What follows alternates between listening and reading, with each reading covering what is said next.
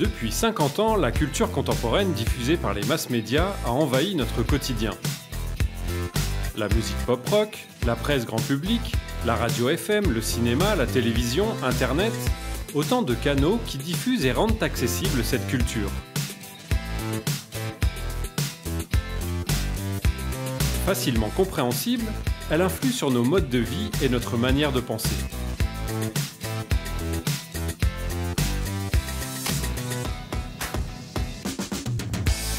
Aujourd'hui, ce terrain est un enjeu pour l'Église comme lieu d'évangélisation.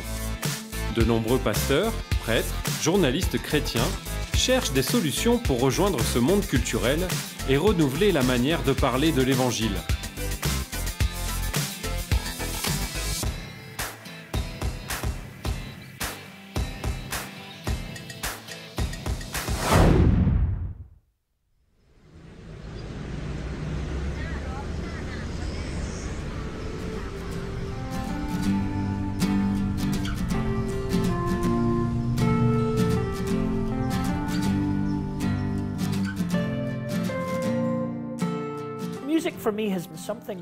La musique, pour moi, a été ce qui a inspiré ma foi, nourri ma foi, énergisé ma foi, qui m'a aidé dans mon ministère, qui m'a obligé à me surpasser. Donc, dans chaque aspect de ma vie, particulièrement dans ma foi, la musique a été cruciale. Steve Stockman est pasteur depuis 30 ans au sein de l'église presbytérienne. Il vit à Belfast, en Irlande du Nord, où il travaille dans la paroisse de Fitzroy.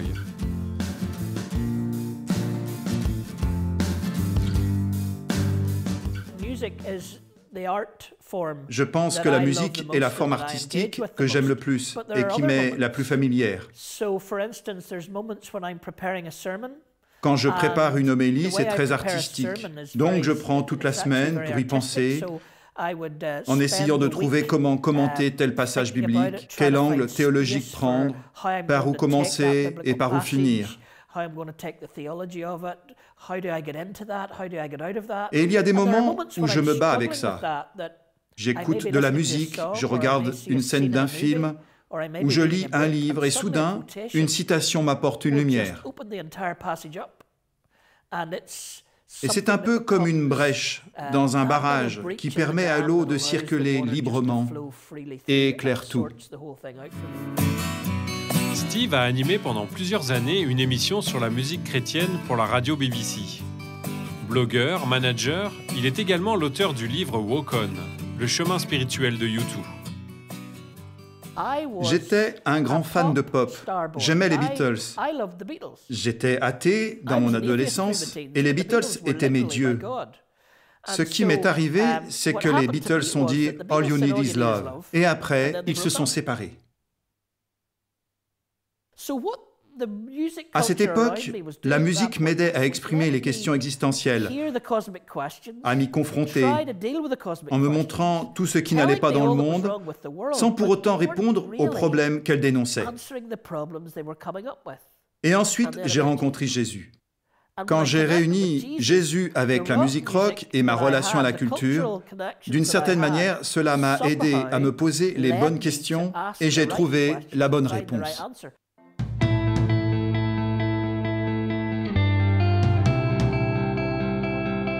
Dans les premiers chapitres des Actes des Apôtres, dans le Nouveau Testament, les disciples se mettent en route pour annoncer la bonne nouvelle.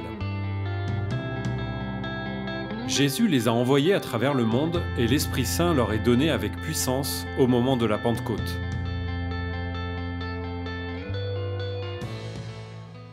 Donc les disciples sortent et commencent à prêcher.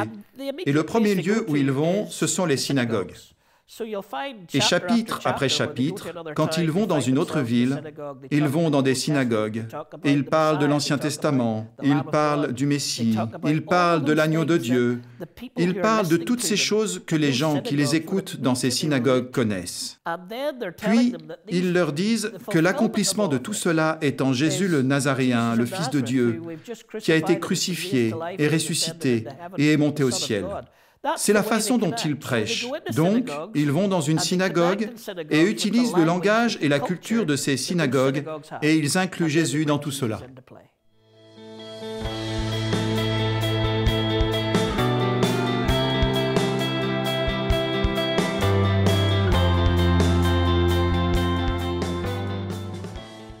Dans les Actes, au chapitre 17, nous voyons Paul faire exactement la même chose à Athènes. Il utilise la même symbolique, les mêmes codes culturels, et les Athéniens ne comprennent pas parce qu'ils ne sont pas juifs. Ce n'est pas une synagogue. Et donc, Paul a dû trouver un autre moyen d'annoncer la bonne nouvelle dans cette culture différente. Donc, il fait le tour de la ville et regarde les œuvres d'art, écoute les philosophes, lit leurs poètes. Il intériorise tout cela, revient et commence une prédication. Et il dit, « J'ai vu ce que vos poètes disent, j'ai vu ce que vos philosophes disent, et tout cela est bon, mais je suis là pour vous dire que... » Et il leur dit la même chose que ce qu'il a dit dans les synagogues. Il fait les rapprochements culturels, et à la fin, il utilise ses connaissances culturelles pour dire, « Voilà où Jésus s'inscrit dans cette culture qui est la vôtre. » La démarche de Paul nous amène vers cette question. Comment construire des ponts entre l'Église et la société contemporaine? Comment parler un langage fondé sur la Bible et en même temps compréhensible pour ceux qui n'ont pas de culture chrétienne?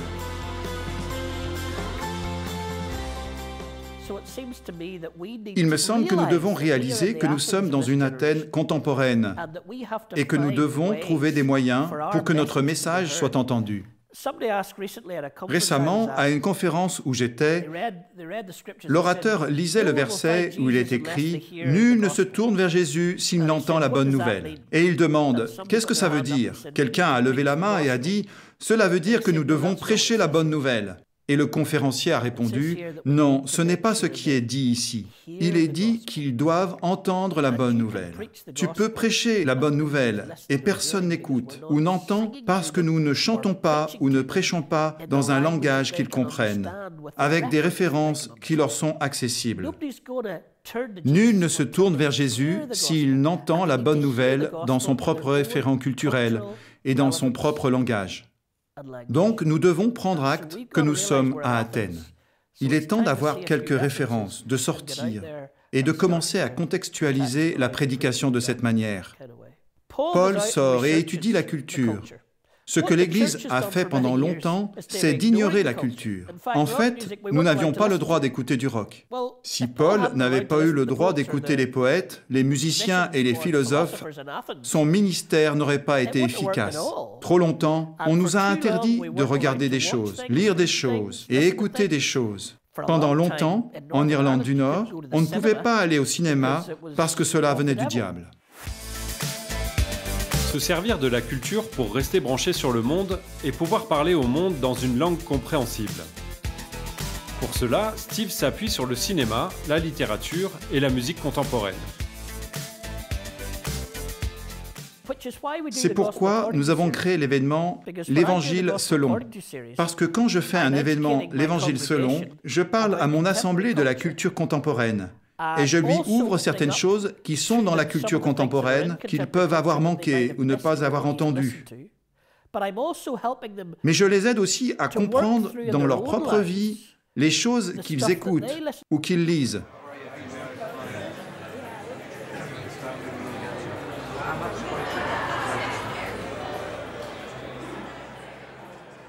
C'est la première chanson qui m'a le plus parlé dans le répertoire de U2. En 1987, sur l'album The Joshua Tree, je n'ai toujours pas trouvé ce que je cherchais. Et à cause de cela, le monde chrétien a dit « Oh, Bono a perdu la foi. Comment être disciple du Christ et ne pas trouver ce à quoi tu aspires ?»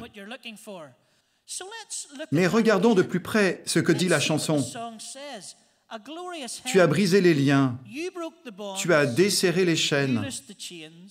Tu as porté ma croix et ma honte. Tu sais que je le crois. » Elle fut numéro 1 des ventes aux États-Unis pendant 4 semaines. Laissez-moi vous dire quelle est, à mon avis, la genèse de la chanson. C'est dans Philippiens 3. Ce n'est pas que j'ai déjà remporté le prix ou que j'ai déjà atteint la perfection, mais je cours pour tâcher de le saisir, puisque moi aussi j'ai été saisi par Jésus-Christ. Frère, je ne pense pas l'avoir saisi. Mais je fais une chose, oubliant ce qui est en arrière et me portant vers ce qui est en avant, je cours vers le but pour remporter le prix de la vocation céleste de Dieu en Jésus-Christ. Au départ, saint Paul dit « Je crois qu'il a fait tout cela pour moi, mais je cours vers le but parce que je n'ai toujours pas trouvé ce que je cherche. » En 1979, au moment où le vent du renouveau charismatique soufflait sur le monde. Donc, à ma conversion en 1979, quelqu'un m'a dit que ce groupe, U2, était chrétien. Alors, je me suis dit que j'allais les écouter. J'ai ramené leur album October à la maison et j'ai écouté la première chanson, Gloria. Alors, ma foi toute jeune et enthousiaste a été bouleversée en seulement 3 minutes par ce qui était de fait de la louange. Mais pas une louange qui monte vers Dieu uniquement et qui peut être vaporeuse, mais une louange qui pousse à donner sa vie à Dieu et à aller vers les autres. Ce n'est qu'en toi que je trouve ma plénitude. C'était comme découvrir qui est Dieu, lui donner ce que je suis. Être artiste rock et vivre sa foi de manière authentique. Cette dualité qui paraît impossible à vivre habite le parcours du groupe U2 jusqu'aujourd'hui. Paul Hewson, qui deviendra Bono, David Evans, qui deviendra The Edge, Adam Clayton et Larry Mullen Jr. sont encore au lycée quand ils décident de former un groupe de rock. Dans le même temps, Paul, David et Larry fréquentent assidûment un groupe de chrétiens, la commune Grande Cause. La paix et la réconciliation en Irlande, la campagne d'annulation de la dette des pays en voie de développement, ou encore la lutte contre le sida en Afrique avec son organisation One. En 1988, il déclare dans Hot Press, un journal musical, « Pour moi, une foi en Jésus-Christ qui ne se préoccupe pas de justice sociale ou des pauvres ne vaut rien. »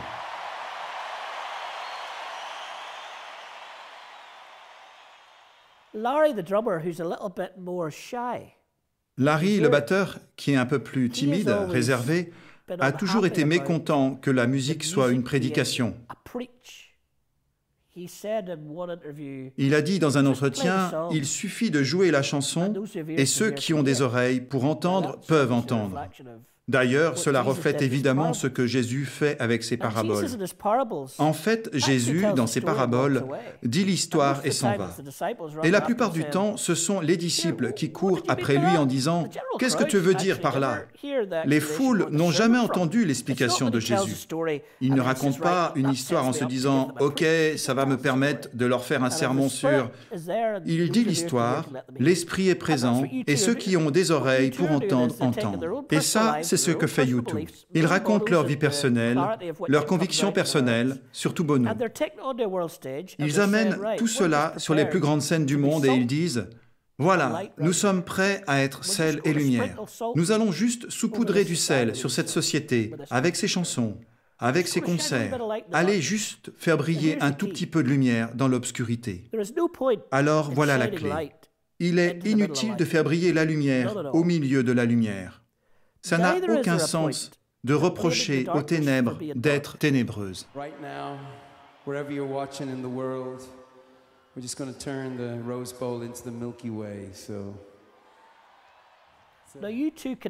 Donc, on ne peut pas reprocher à U2 de ne pas être sa lumière en plein milieu de la lumière, mais de faire surgir la lumière dans les ténèbres. L'Église est comme un tonneau de sel. L'Église est un peu comme une lumière qui brille dans la lumière.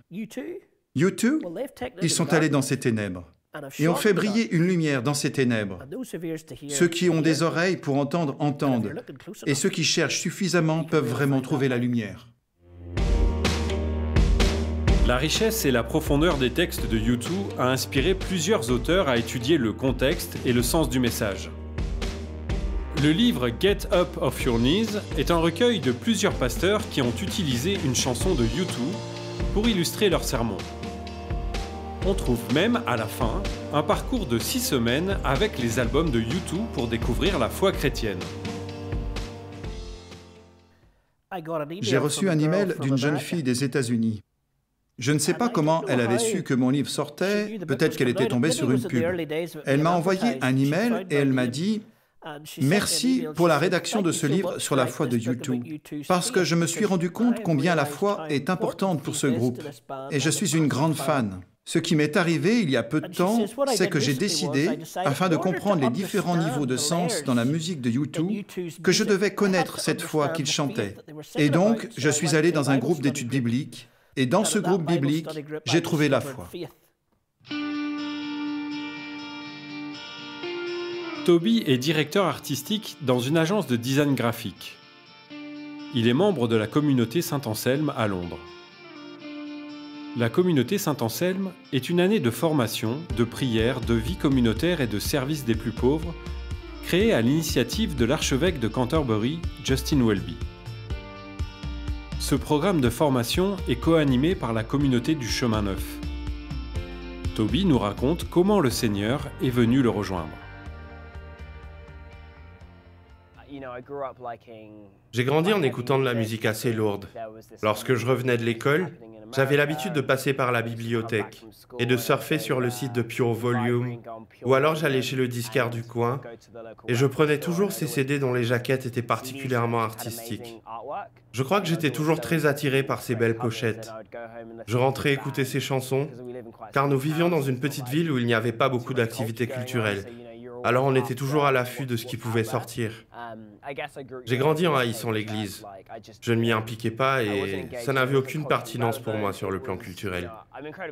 Je suis fortement dyslexique et à l'école on m'avait donné une Bible écrite comme au temps de Shakespeare, dans une langue complètement archaïque et je me disais, je ne comprends pas ce truc, ça n'a aucun intérêt. Je n'avais rien compris au message. À force de chercher sur YouTube des vidéos de ses groupes préférés, il tombe sur un clip d'Aaron Gillespie. Nothing but the blood of Jesus. Rien que le sang de Jésus. C'était la première fois que j'entendais cette chanson, et je me souviens que ça m'a fait ressentir cette chose étrange, comme s'il y avait quelque chose dans cette chanson qui était juste incroyable. Je me souviens qu'il y avait dans cette barre latérale de YouTube School of Worship, et c'était un groupe de rock de Nashville. C'était la même chanson, mais une version un peu plus produite. Sur cet album, il y avait aussi une reprise d'Hillsong, With Everything, de tout mon être. Je l'ai écoutée et en suis tombé amoureux. Je me promenais dans Londres en écoutant cette chanson. Peut-être que je ne comprenais pas ce que je chantais, mais j'adorais la musique et ça me faisait du bien. Ça m'a amené à une autre vidéo, I Surrender, je m'abandonne. Et c'est le premier pas, hein. S'abandonner, c'est le premier pas. Et tu commences à chanter I Surrender, et au bout d'un moment, tu te demandes, mais qu'est-ce que j'abandonne? C'est quoi s'abandonner? Mais je me disais, je ne suis toujours pas chrétien, j'ai toujours pas de relation avec Jésus, mais j'écoute ces chansons incroyables.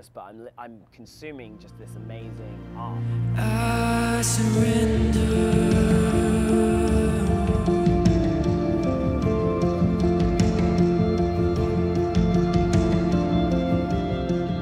Je me revois en train de réécouter cette chanson With Everything et remettre ensuite la chanson I Surrender et me dire, il y a quelque chose dans cette chanson que j'aime. J'ai cherché sur Google et j'ai trouvé que ça venait de l'église Hillsong de Londres. Et ma réaction c'était, c'est une église? C'est pas un groupe de musique? Comment ça marche?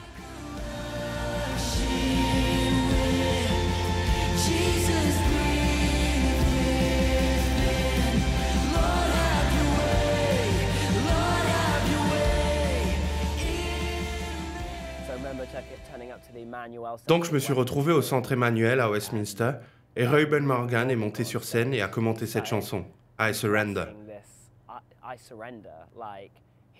Il a expliqué ce que c'était que de s'abandonner et je me suis dit, ah ouais, c'est ça que ça veut dire cette chanson que j'ai chantée pendant tout ce temps?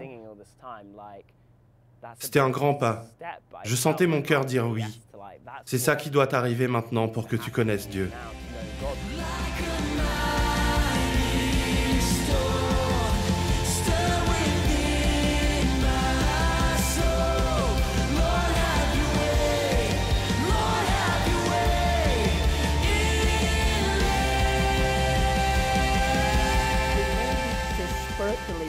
Nous devons former spirituellement la prochaine génération à aller plus loin et s'engager dans la culture plus que nous l'avons été.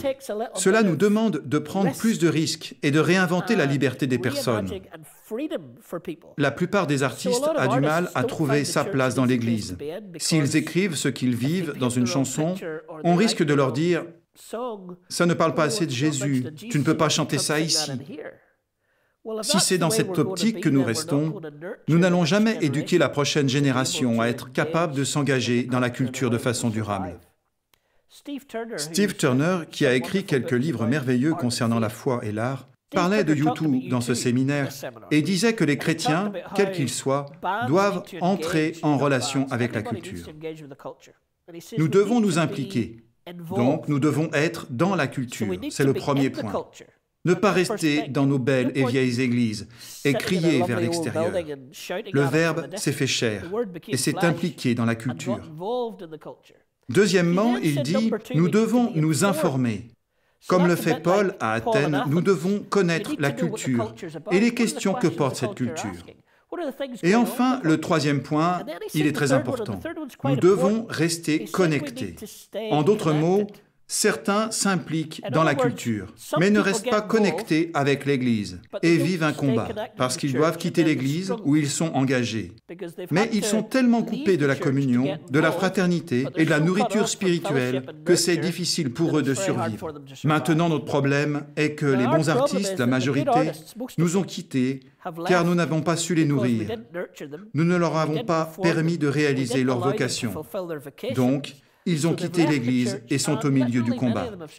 C'est une chose qui a besoin de temps, de patience, d'attention, de créativité et de beaucoup de confiance. Et la grande espérance, c'est « Ceci est mon Église, et la puissance de la mort ne l'emportera pas sur elle. Donc, ne soyons pas effrayés, allons-y et engageons-nous. »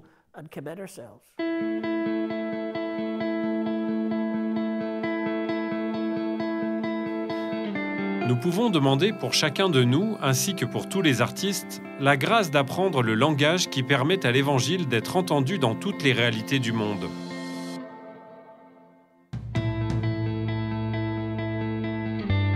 De la lettre de saint Paul apôtre aux Éphésiens au chapitre 3, versets 8 et 9.